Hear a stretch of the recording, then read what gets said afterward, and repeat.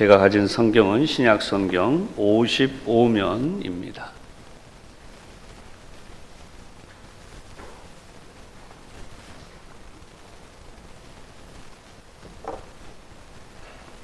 마가복음 1장 40절에서 45절 우리 교독을 시작하겠습니다. 한 나병 환자가 예수께 와서 꿇어 엎드려 간구하여 이르되 원하시면 저를 깨끗하게 하실 수 있나이다.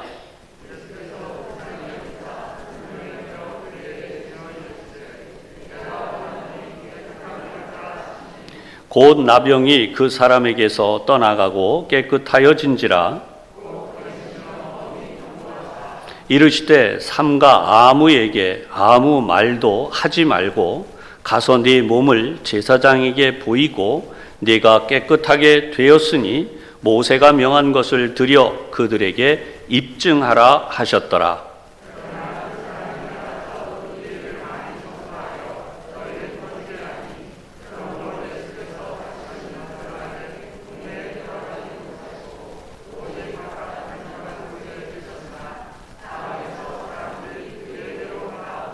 아멘. 자, 오늘 이 말씀 통해서 함께 은혜를 나누겠습니다. 오늘도 우리 양쪽에 앞에 있는 분들을 함께 축복합니다. 오늘도 하나님 은혜가 충만하시기 바랍니다. 가정에서 예배하는 분들도 축복하겠습니다. 오늘 말씀은 깨끗게 됨을 입증하라는 제목인데요. 우리 이 말씀은 오늘 본문 44절에 보면 우리 마지막 부분에 나오죠. 모세가 명한 것을 드려 그들에게 입증하라 했습니다. 네가 깨끗하게 되었으니 모세가 명한 것을 그들에게 드려 입증하라, 이렇게 말씀이 기록되어 있습니다. 오늘 성경에는 우리가 너무나도 잘 아는 치유, 기적의 말씀이 들어있죠. 우리는 1차적 기적이 필요합니다. 모든 사람들은 다 마찬가지지만 제가 1차적 기적이라고 하는 것은 우리 몸이 아프면 또 우리가 질병으로 고통을 당하면 당연히 절실한 것은요, 우리가 정상인이 되기를 원하는 것이에요. 오늘 성경 본문에 있는 나병 환자도 정상인이 되는 것이 가장 절실했습니다. 삶의 질이 질병으로 인해서 계속 떨어지고 있는 사람에게는 당연히 필요한 것이 정상으로 회복이 되는 것입니다. 그 무엇보다 가장 시급하죠. 그런데 우리가 2차적으로 중요한 기적이 하나 있습니다. 1차적 기적은 질병이 치유되거나 문제가 해결되는 것이라면 2차적 기적은 우리의 신앙이 분명해지는 것입니다. 아니, 더 분명히 말씀드리면 신앙생활을 잘 할 수 있게 되는 것이. 지난 주간에 우리가 나누었던 말씀이 있습니다. 그것은 빌립 집사의 사역이었어요. 사마리아에서 복음을 전파하면서 하나님의 기적이 나타났습니다. 예수님이 하시는 기적처럼 똑같이 기적이 행해져서 병자들을 고치고 또 귀신을 내어 쫓는 일들이 생겼습니다. 제가 사도행전 8장 5절에서 8절까지 본문을 다시 한번 봉독해 보겠습니다. 빌립이 사마리아 성에 내려가 그리스도를 백성에게 전파하니 무리가 빌립의 말도 듣고 행하는 표적도 보고 한 마음으로 그가 하는 말을 따르더라. 많은 사람에게 붙었던 더러운 귀신들이 크게 소리를 지르며 나가고 또 많은 중풍병자와 못 걷는 사람이 나오니 그 성에 큰 기쁨이 있더라. 아멘. 여러분, 왜 기쁨이 있었어요? 여기에 기적이 있기 때문이죠. 그런데 우리가 잘 봐야 되는 것은요, 기적이 일어나면 기쁘죠. 그러나 그 기쁨의 본질이 기적이 되어서는 안 돼요. 왜냐하면 병이 나았다가 또 다시 병들 수도 있어요. 여러분, 너무나 잘 아는 나사로는 예수님이 살려내셨잖아요. 그런데 그 나사로가 또 다시 병들고 죽었어요. 여러분, 이 죽음에 대한 것으로 우리가 생각하는 것은 결국 그 기적 자체가 가져오는 게 아니라 기적으로 인하여서 일어날 수 있는 중요한 것이 뭐냐? 복음을 받아들이고 복음을 알게 되고 영혼이 구원받음으로 육신이 구원받는 역사가 뒤따라지는 것입니다. 어디까지나 기적은 기폭제예요. 복음이 없는 기적은 일어나서도 안 되고 일어날 수도 없습니다. 사랑하는 여러분, 우리는 어떻습니까? 정말 우리는 복음이 가장 중요합니까? 그렇다면 우리는 복음을 가장 우선순위에 놓아야 됩니다. 예수를 믿는 일, 하나님을 중심으로 살아가는 그 일이 우리에게 가장 중요한 것이고 나머지는 부수적으로 내려간다고 해도 큰 문제가 없을 정도로 우리는 하나님 말씀, 복음 중심으로 살아가야 하는 것이죠. 그런데 이 성경을 보면 예수님이 하신 일을 통하여서 왜 그렇게 하셨는지라고 하는 것을 생각하려고 하는 것입니다. 오늘날 많은 이들이 기적은 원해요. 치료는 원해요. 그러나 복음은 받아들이지 않으려는 이들이 많이 있습니다. 심지어 우리의 자녀들 중에도 교회를 나오지 않으려고 하는 자녀들은 이런 말을 합니다. 신앙은 자유다. 그리고 자신의 선택이다 라고 말합니다. 치유를 빌미로 또는 하나님의 치유의 역사를 빌미로 교회에 나오라는 신앙을 강요하지 말아라 라고 말합니다. 무신론 그룹에서는 당연한 일이죠. 그런데 하나님의 존재를 부인하는 이들은 우연이라고 말해요. 이런 우연이라고 말하는 이런 일들, 우연한 치유, 우연한 이런 기적, 이러한 부분에 대해서 아무 의미를 두지 않으려고 해요. 오직 의학, 과학만이 있을 뿐이에요. 여기에 우리 성도들도 은연중에 휩쓸려 가기 시작한다는 것이에요. 사랑하는 여러분, 우리는 어떻습니까? 질병의 문제가 우리 가운데 일어났어요. 고통을 당하게 됐어요. 그러면 기도가 먼저입니까? 기도가 더 우선순위입니까? 우리가 이런 부분에서 질문을 스스로 해볼 수 있기를 바랍니다. 병원을 찾아가는 문제에 대하여서는 당연히 가야 돼요. 그런데 어떤 경우가 생기느냐? 교회에 찾아오고 기도하는 그분보다는 먼저 병원을 가려고 하는 일들이 우리 가운데 선행되지 않느냐? 당연히 병원 가야죠. 여러분, 반대하는 게 아니에요.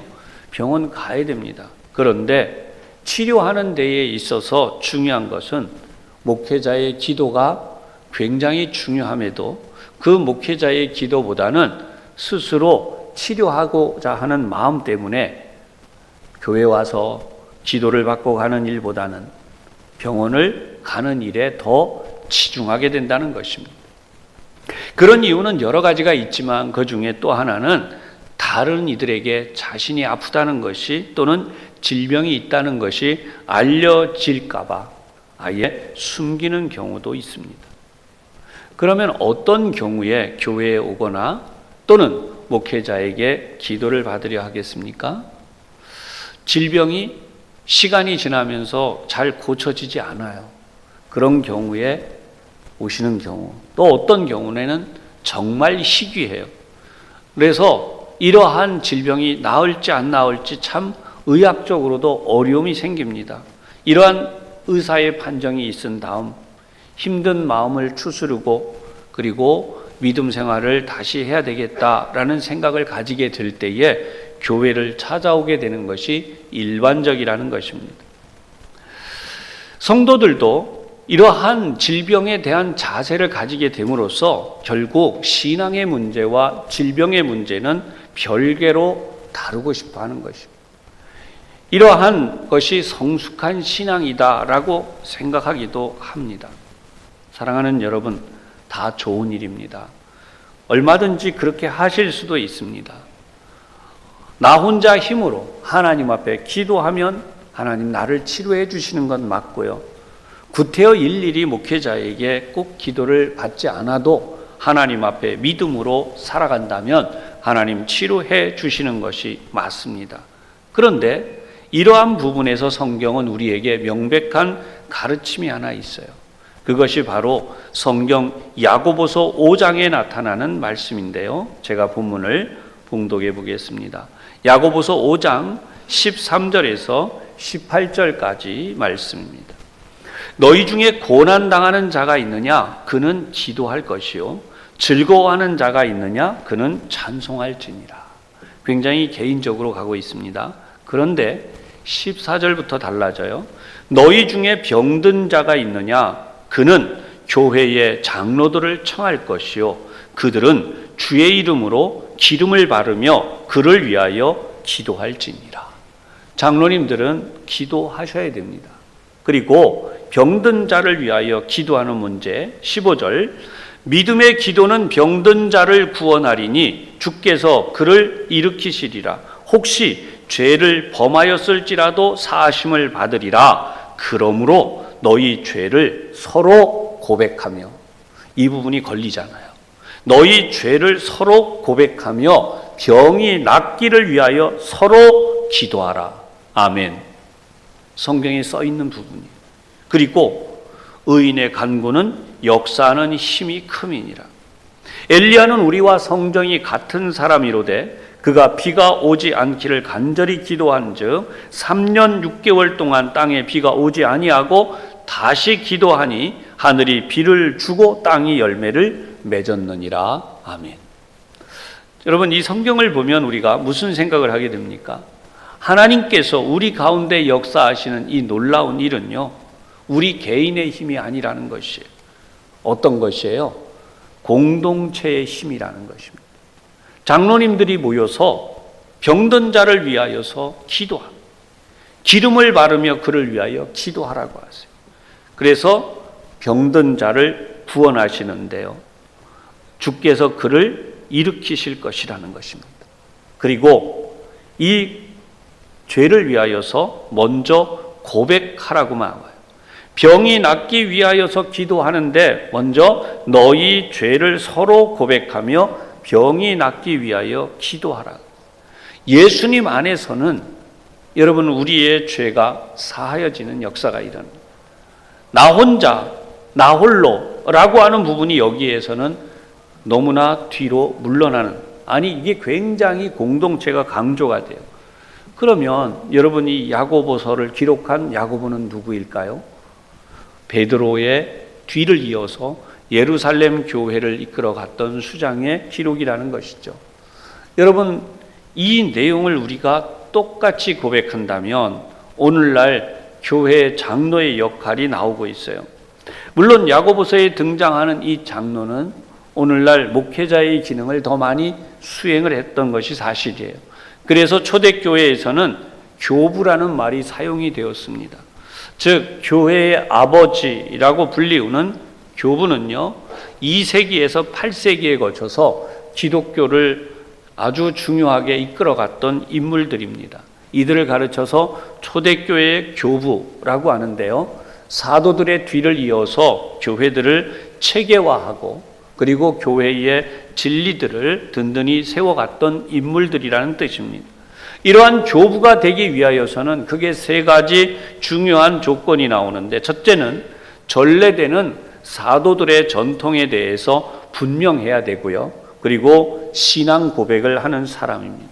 둘째로는요, 교회를 위해서 헌신하되 정통 교리를 수호하고 세워간 사람들입니다. 왜냐하면 이미 이때 많은 이단들이 나와서 굉장한 논쟁을 했어요. 여러분, 이 논쟁이 얼마나 힘겨운 논쟁이었는지 모릅니다. 그러나 그 속에서 오늘날 우리가 믿는 기독교 교리가 확립되고 세워진 것이죠. 세 번째로 이러한 교리를 자신의 삶으로 실천해 가면서 거룩한 삶을 말씀으로 살아낸 사람들이었습니다. 사도 요한의 제자로 알려진 폴리갑이라는 분이 있습니다. 이분도 역시 순교했습니다. 그 뒤에 이레니우스라고 하는 분, 제가 이름을 부르는 분들이 전부가 아닙니다. 극히 일부이죠. 터툴리안이라는 분이 있고 오리겐이라고 하는 분이 있습니다. 키프리안이라는 분, 그리고 우리가 너무 잘 아는 성 어거스틴이라고 하는 분에 이르기까지 많은 교부들이 있습니다. 이들 가운데 사역의 현장은 소아시아 지역, 그리고 알렉산드리아, 애굽에 있는 곳이죠. 그리고 시리아 지역과 같은 곳에서 오늘날 우리가 교회로 불리우는 지금 이런 교회의 틀이 세워지기까지 많은 헌신을 했던 분이에요. 특히 로마의 클레멘스라고 하는 분, 이분은 로마에서 사역을 했던 분이죠. 고린도 교회에 보낸 편지가 있습니다. 이것은 고린도서와 아주 흡사하다고 하고요. 그 다음에 안디옥의 이그나티우스라고 하는 분이 쓴 7편지는요, 바울 서신과 매우 빼닮았다고 합니다. 그리고 우리가 사도 전승이라고 하는 글을 쓴 히폴리투스라고 하는 분의 이러한 글은 성만찬에 대하여서 아주 자세하게 기록이 되어졌다고 하고요. 이러한 내용들이 바로 신학적으로 잘 세워져서 오늘날 우리가 이단에 대처하면서 교회의 교회됨을 세워갈 수 있는 신앙적인 삶이 다져지게 된 것입니다. 그렇다면 오늘 본문으로 다시 돌아가 보겠습니다. 왜 예수님께서는 예수님을 대적했던 무리들이 분명히 제사장의 무리들이에요. 그럼에도 불구하고 이 제사장에게 가서 내 깨끗게 됨을 입증하라 라고 하셨나 하는 것입니다. 오늘 본문에 다시 한번 말씀들을 보도록 하십시다. 40절과 41절에 보면 이 나병 환자가 예수님께 나와서 간구합니다. 그래서 예수님께서 고쳐주셨죠.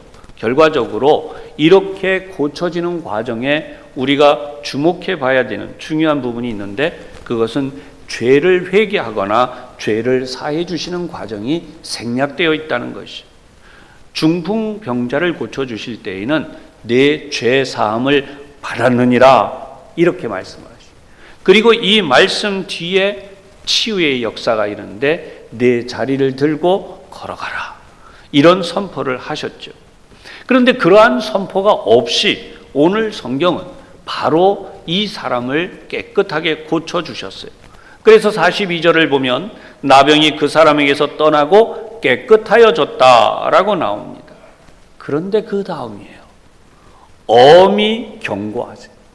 엄히 경고라고 하는 것은요, 절대로 그렇게 하라라고 하는 뜻이죠. 바로 44절의 말씀을 경고하세요. 삼가 아무에게 아무 말도 하지 말고. 왜 그러셨는지 이 본문이 중요해요. 왜 그러셨을까요? 아무에게 아무 말도 하지 말고.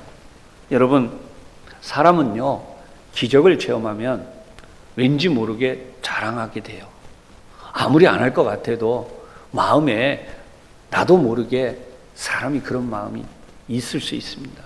그래서 내가 뭘 했더니, 내가 이렇게 했더니, 대부분요, 신앙을 가지고 있는 그리스도인들이 영적 문제를 일으키게 되거나 어려움에 빠지게 되는 그 가장 중요한 이유가 내가 이렇게 했더니 나에게 기적이 일어났다. 내가 이렇게 했더니 잘 됐다라고 하는 어떤 자기를 드러내는 일이 생기는 일입니다. 여러분, 주님은 아무 말도 하지 말고 그대로 가라고 그랬어요. 누구한테 가느냐? 내 몸을 제사장에게 보이고 그랬어요. 내 몸을 제사장에게 보이고 내가 깨끗하게 되었으니 모세가 명한 것을 드려 그들에게 입증하라. 여러분, 이 부분을 우리가 좀 더 깊이 있게 보기 위해서 레위기 14장에 있는 말씀들을 한번 보도록 하겠습니다. 여러분, 이 과정에는 죄 사함의 역사가 자연스럽게 드러나게 돼요. 레위기 14장 제가 1절에서부터 보겠는데요. 1단계의 내용 1절에서 9절까지를 먼저 보겠습니다. 여호와께서 모세에게 말씀하여 이르시되 나병 환자가 정결하게 되는 날의 규례는 이러하니 곧 그 사람을 제사장에게로 데려갈 것이요 제사장은 진영에서 나가 진찰할지니 그 사람에게 있던 나병 환부가 나았으면 이제 무엇을 해야 되느냐? 제사장은 정결한 새 2마리를 가져오게 하는 거예요. 백향목, 홍색실, 우슬초라고 하는 부수적인 재료를 사용하면서 제사장은 새 1마리를 흐르는 물 위에서 잡습니다. 그 잡을 때에 질그릇을 그 밑에 놓게 돼요. 일반적으로 이 질그릇은 나중에 깨뜨립니다. 그런데 그 질그릇 안에서 잡으면서 이 새의 피를 흐르게 한다는 것이죠. 그리고 다른 새는 이제 놓아주는데요. 물 위에서 잡은 새의 피를 찍어서 정결함을 받을 자, 이 나병에서 노임을 받은 자에게 뿌리는데 7번을 뿌려서 정하다라고 한 선포를 한 다음에 그 새 한 마리, 살아있는 새를 들에다 놓아주게 됩니다. 물론 이게 다 상징적인 의미가 있어요. 그런 다음에 그 깨끗함을 입은 사람은 온 몸의 모든 털을 밀어내고 몸을 씻은 다음에 장막 밖에서 7일 동안을 거하게 됩니다. 이렇게 7일을 지난 다음에야 비로소 정하다라고 하는데 여기서 끝나지 않아요. 2단계가 진행이 됩니다. 10절 이하예요. 8째 날에 되어서 7째 날이 지나고 8째 날이 지나서 그는 흠없는 어린 수양 2마리, 1년 된 흠없는 어린 암양 1마리, 그리고 10분의 3 에바는 이만한 항아리예요. 그런 가루를 선택한 다음에 기름과 함께 이제 하나님 앞에 나와서, 회막문 하나님 앞에 나와서 이제 제물을 드리게 됩니다. 12절을 보시면 어린 수양 1마리를 가져다가 속건제로 드리게 되고요. 그 다음에 그 속건제 제물을 위하여서 피를, 그 제물을 바치는데 피를 흘려야 되잖아요. 그 피를 어떻게 하느냐? 이제 정결함을 받을 자의 오른쪽 귀, 그리고 오른손 엄지, 그리고 오른발 엄지, 여기에다 피를 바르라고 했어요. 전에 제가 이 부분을 설교해 드릴 때 왜 그렇게 하는가를 굳이 이유를 따져본다면 우리는 듣는 것으로 죄를 지을 때가 있어요.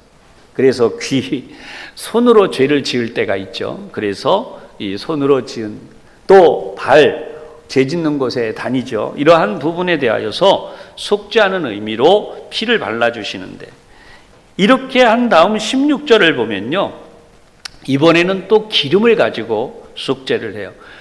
피와 기름, 이것은 예수님의 몸을 상징하는 또 다른 비유들인데요, 결국 기름을 손에서 찍어가지고 하나님 앞에 7번 뿌린 다음 정결함을 받을 자의 귀에 다시 피를 바른데 그 위에다가 기름을 발라요. 엄지손가락에도 역시, 그리고 엄지 발가락에도 역시 피를 바른 위에다가 기름을 발라줍니다. 그리고 난 뒤에 하나님 앞에 속죄제를 드리면 비로소 이 사람이 깨끗하게 되었다라고 하는 정결함이 선포가 되어집니다. 사랑하는 여러분, 왠지 복잡한 것 같지 않은가요? 왜 이렇게까지 번거롭게 하는가라고 하는 것입니다. 그냥 아니 우리 기도 한번 하고 하나님 은혜로 병 나았어, 끝. 아유 하나님 감사합니다, 그러면 되지 않나요? 왜 이걸 하라고 하시나요? 사랑하는 여러분, 이 부분은 우리가 굉장히 중요하게 봐야 돼요. 이것이 뭐예요? 모세에게 이 명령, 이 법을 세우도록 하신 분이 바로 예수님이세요. 아멘. 그래서 예수님은 오늘 우리에게 이 부분을 분명하게 이 사람에게도 실천하라고 하셨지만 우리들도 실천하라고 하셨다는 것입니다. 그러면 여러분, 나병 환자에게 있어서 가장 큰 문제는 뭐였을까요? 우리가 이 부분을 다시 한번 생각을 해보시겠습니다. 오늘 본문 40절과 41절을 보면 나병 환자가 나와서 예수님께 엎드려서 이렇게 간구합니다. 원하시면 저를 깨끗게 하실 수 있나이다. 그랬더니 예수님께서도 내가 원하노니 깨끗함을 받으라, 똑같이 응답을 해주세요. 원하시면, 이 말의 의미가 뭘까요? 버려두시면 어쩔 수 없다는 것이죠. 하나님의 뜻이 아니면 어쩔 수 없다는 것이죠. 그러나 하나님이 원하시면 저는 나을 수 있습니다. 저나 여러분이나 꼭 한 가지를 직면하게 돼요. 더 살고 싶잖아요. 그런데도 주님이 이제 그만, 너는 죽어야 한다. 여러분 죄송합니다 이렇게 표현해서, 병원에서 의사도 그래요. 병원에서 의사도 선생님 죄송합니다만 더 이상 가망이 없습니다.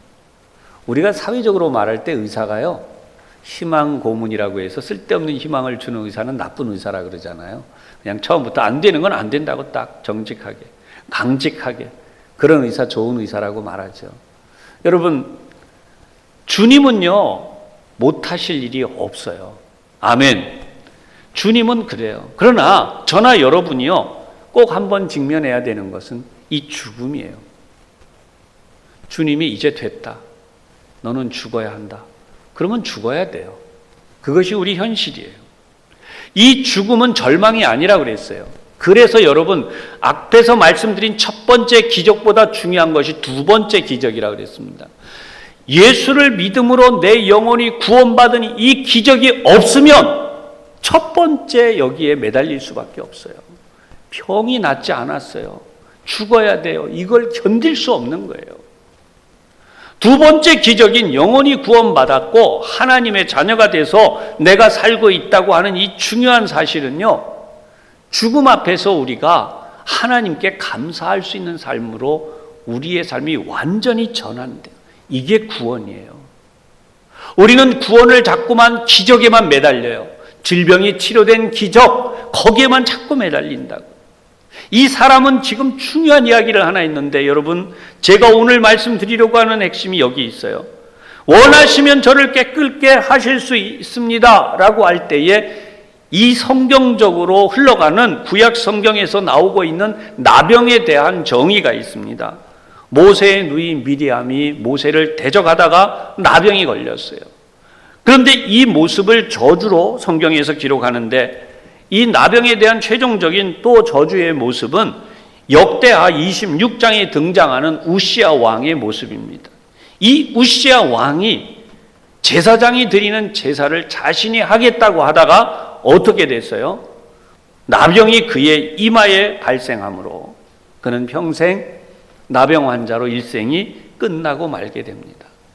그런 의미에서 유대 사회에서는 나병 환자는요, 멀리서부터 격리돼 살아서 이 공동체 속에 살 수가 없었어요. 만약에 누군가 자기에게 접근하는 것이 보이면 얼굴을 가리우고 부정하다고 큰 소리로 외칩니다. 그래서 자신에게 접근하지 못하도록 막았어요. 이것을 현대의학에서는 이 전염을 막으려고 했다라고 하는 해석을 하는 해석서도 있습니다만, 그러나 중요한 것은 이렇게 사회로부터 격리되었고 그 사람은 부정한 사람으로 낙인이 찍혀 있어요. 이런 사람이 예수님 앞에 나와서 구하는 것은 주님마저도 거절하신다면 할 수 없지요 라고 하는 마음이 있다는 거예요. 그럴 때 주님은 이 사람을 불쌍히 보셨어요. 아멘. 여러분, 지금도 하나님은 우리를 불쌍히 보세요. 나병 못지않은 우리 속에 썩어진 부정, 불의, 부패, 모든 악함으로 무너지고 있는 우리의 모습. 겉으로는 그런 것 같지 않지만 여러분, 우리 사회를 보고 우리가 통탄하는 이유는 이러한 아픔들이 있기 때문이지 않습니까? 주님은 이러한 부분에서 우리에게 명백한 기적을 성경에 기록해 두셨는데, 바로 모세가 주님의 명령을 제대로 받들지 않자 기적을 보여주세요. 그 중에 두 번째 기적이 뱀이 아니고, 나 지팡이 던져서 변한 거 말고 내 손을 품에 넣으라고 하세요. 품속에 넣었더니 꺼내보니까 나병이 하얗게. 그런데 그 손을 다시 품에 넣으라고 하세요. 넣었다 빼보니까 한순간에 깨끗해졌어요. 할렐루야. 주님이 이 기적은 특별하게 우리에게 보여주시는 의미가 있는 것은요, 나병 환자였던 이 사람을 공동체로 회복시켜 주시려고 하는 하나님의 율법의 절차를 밟게 하신 거예요. 죄사함은 평범한 게 아니에요. 모든 사람들에게 알려주시는 거예요. 이 예식은 즉 이 사람이 공동체로부터 추방됐는데 이제 공동체로 다시 돌아올 수 있는 길을 열어주신 거예요. 우리 요즘으로 말하면 주홍 글씨를 지워주시는, 저 사람 저주받았어, 저 집이 어떻게 됐어, 이런 소리를 유대 사회 속에 듣는 데서 이제 완전히 건져내주시는 하나님의 특별하신 배려가 들어있는 것입니다. 사랑하는 여러분, 이 배려는 우리가 하나님께 영광을 먼저 돌리는 데 있어요. 대부분 보면 이 사회가 일어나고 있는 하나님이 없는 치유, 하나님의 역사가 없는 치료를 원해요. 사실 그렇잖아요. 꼭 교회 나오지 않아도 질병 치료되잖아요. 예수 안 믿어도 건강하게 살기도 하고 등등등 여러 가지 일이 있는데, 여러분, 가장 무서운 저주는 하나님을 모르는 거예요. 하나님을 알지 아니하고 살다가 죽는 것입니다. 영원한 멸망에 떨어지는 것입니다. 그런 맥락에서 보면 우리 신앙적 타락의 위험 요소는 바로 여기에 있어요. 공동체의 회복, 즉 하나님께 영광을 돌리고 이 질병이든 어떤 문제든 간에 하나님을 중심으로 살아가는 데서 이탈되어져서 나의 만족을 추구하는 삶으로 변질되어가는 신앙이 위험한 신앙이에요. 이러한 신앙으로 자꾸만 변해가는 우리 시대에서 이 말씀은 오늘 우리가 총회 주일을 맞이하면서 받아들여야 할 매우 중요한 메시지가 있습니다. 사랑하는 여러분, 아무리 시대가 변해도 달라질 수 없는 절차가 있어요. 그것은 바로 하나님의 권위입니다. 여러분이 하나님의 권위는 어떻게 나타나는가? 제사법, 즉 예배로 나타나게 됩니다. 단지 병이 나음으로 기뻐하는 것이 아니라 병이 나음을 통해서 자신을 자랑스럽게 생각하고 또 그런 것을 드러내려고 하는 인간의 마음이 아니라 하나님 앞에 영광을 돌리는 일이 최우선이라는 것입니다. 하나님이 영광을 받으시는 것이라는 거예요. 질병이 됐든 그 외 어떤 문제가 됐든 하나님이 영광을 받으시는 것이 우선이에요. 하나님이 치료하셨고 하나님이 문제를 해결하셨고 하나님이 그러한 일을 통해서 영광을 받으시는 것이죠. 그런데 자꾸만 개인 신앙이 우선이 가요. 비대면으로 예배도 자꾸만 이렇게 낮춰지는 개인으로. 그러다 보니까 우리가 공동체 신앙이 약해지는 것입니다. 꼭 모여서 예배해야 돼? 왜 그래야 돼? 왜 꼭 가서 기도해야 돼? 왜 목회자에게 기도를 받아야 돼? 그냥 병원에 가서 나오면 되지. 사랑하는 여러분, 앞에도 말씀드렸듯이 불가항력적일 때 기도받으러 오시는 것이 아니라 하나님 중심인 신앙은 뭐냐? 첫째는 하나님 앞에 먼저 와서 예배하고 하나님 앞에 먼저 기도하고 목회자에게 기도를 받은 다음 가는 이 순서가 주님이 만드신, 주님이 정하신 순서라는 것입니다. 정결함을 받은 뒤에야 비로소 내 병이 나았다라고 선언을 제사장의 입으로 하도록 하신 것이죠. 사랑하는 여러분, 지금까지 105회기 총회는 주여 이제 회복하게 하소서라는 주제로 안간힘을 다해서 교회를 세우기 위해 총회가 힘써 왔습니다. 그런데 이제 우리는 복음으로 돌아가야 됩니다. 교우 여러분, 오늘의 말씀 속에서 복음은 그 내용을 분명하게 정의하고 있어요. 사랑하는 여러분, 하나님은 우리에게서 저주를 거둬주시기를 원하세요. 이 땅에 태어나는 모든 사람들은 저주 아래 있습니다. 그 이유가 생로병사입니다. 태어날 때부터 모든 사람들은 고통 속에 빠지고 늙어가고 병들고 죽습니다. 이것은 변함이 없어요. 그런데 이 저주를 거둬주시는 놀라운 선언이 우리 주님이 지금 하시는 것이에요. 하나님의 자녀가 되게 하시는 것이 그 다음 단계입니다. 여러분, 우리 자녀들이 저주 아래 있는가, 저주에서 놓여놨는가를 확인하는 길은 딱 하나예요. 하나님을 귀중히 여기고 하나님을 내 중심에 모시고 하나님 중심으로 살면 그 자녀는 저주에서 벗어난 자녀예요. 여러분, 예수님을 잘 믿는 하나님의 자녀들은 당연히 저주에서 벗어났습니다. 그런데 그 자녀가 조금 성장하면요, 교회를 안 나오고 신앙생활 안 하려고 하고, 그는 아직 저주에 사로잡혀 있다고밖에 볼 수 없습니다. 왜 그렇습니까? 하나님을 거부하는 것이, 신앙생활을 거부하는 것이. 교회 공동체는 그런 의미에서 앞에도 말씀드렸지만 내 마음에 안 내켜도 이 교회에 와서 믿음으로 헌신하고 섬기면서 교회 공동체가 되게 하는 일에 헌신하는 삶을 살아가야 돼. 아멘. 마지막으로 하나님은 우리에게 하나님의 나라를 상속해 주시려고 독생자 예수님을 보내셨어요. 하나님의 나라를 상속하는 이것은 복음의 명백한 일입니다. 다시 정리해 드립니다. 우리에게서 저주를 걷어내는 1단계, 그것이 복음. 두 번째, 저주를 걷어내고 우리가 하나님의 자녀가 되도록 만드십니다. 하나님의 자녀가 된 이들은 예배를 귀히 여기고 교회를 중히 여기고 신앙생활에 대하여 그 무엇에도 흔들림이 없어요. 여러분, 이것이 우리 삶에서 저주가 깨져나간 삶입니다. 그러나 사단이 붙들고 있기 때문에 여전히 사단이 흔드는 대로 흔들리고 신앙생활이 불분명하고 믿음에 대하여서 분명한 고백을 할 수 없고, 여러분 안타깝죠, 이러면. 그러니 오늘 여러분 이런 것이 우리에게 중요한 사실이에요. 오늘 본문 45절 마지막 절을 보면 마가가 이런 애매한 기록을 남겨놓았어요. 뭐냐 하면 부정적인 것도 있고 긍정적인 것도 있어요. 그러나 그랬어요. 그러나 그 사람이 나가서 이 일을 많이 전파해서 퍼지게 했대요. 주님은 이걸 원하지 않으셨어요. 그런데 주님이 그것 때문에 동네에 들어가지 못하셨대요. 오히려 바깥 한적한 곳에 계셔서 사람들이 찾아 나왔대요. 찾아 나온 것은 긍정적이지만 주님이 드러나게 동네에 못 들어가신 것은 부정적인 부분이 된 것입니다. 사랑하는 여러분, 우리는 주님의 말씀대로 신앙생활을 하는 것이 너무나 중요해요. 신앙은 나홀로 신앙이 아닙니다. 그래서 공동체가 강조되는 것이에요.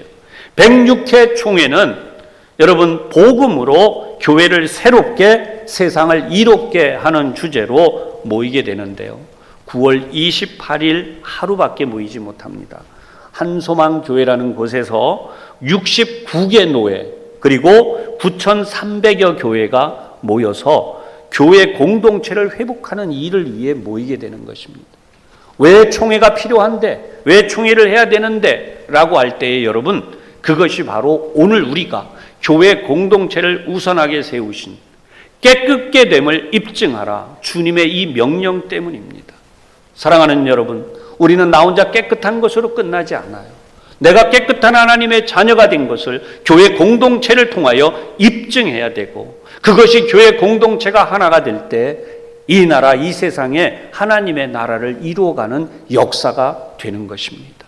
다시 말씀드리지만 구약의 그 정결법도 예수님이 하신 저자예요. 그리고 신약 성경의 이 기적도 예수님이 오셔서 그분이 하신 기적이에요. 치유도 좋고 기적도 필요하다. 그러나 복음은 필요 없다라고 하는 잘못된 세상의 이 가치관을 따라가는 교회나 성도가 되어서는 안 될 것입니다. 우리 총회를 위해서 힘을 모아주시고 기도해 주시기를 주님의 이름으로 부탁드립니다. 기도하겠습니다.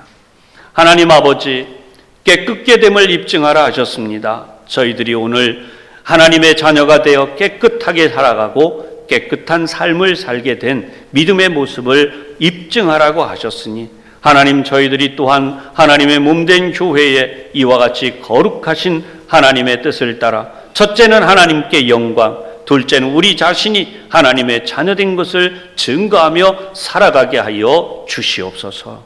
예수님 이름으로 기도하옵나이다. 아멘.